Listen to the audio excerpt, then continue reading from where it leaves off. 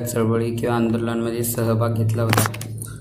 तर मित्रांनो, हा क्वेश्चन जर आपण बघितला तर आयोगाने इथं सांगितलेलं आहे की चळवळी आणि आंदोलन, म्हणजे आयोगाचं सांगणं असं आहे की तुम्हाला चळवळी आणि आंदोलन या दोन्ही गोष्टी उत्तरमध्ये असल्या पाहिजेत.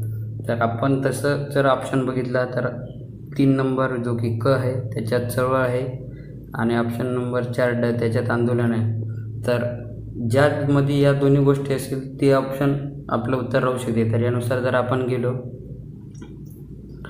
तर 1 नंबर येत नाही, कारण आयोगाने वरच सांगितलेलं आहे आपल्याला की कोणत्या म्हणजे अनेक वचनी.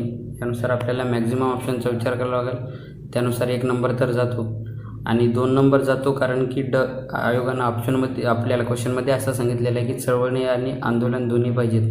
तरी ते ड नसल्यामुळे 2 नंबर हा ऑप्शन पण जातो. नंतर राहिला मित्रांनो 3 नंबर आणि 4 नंबर.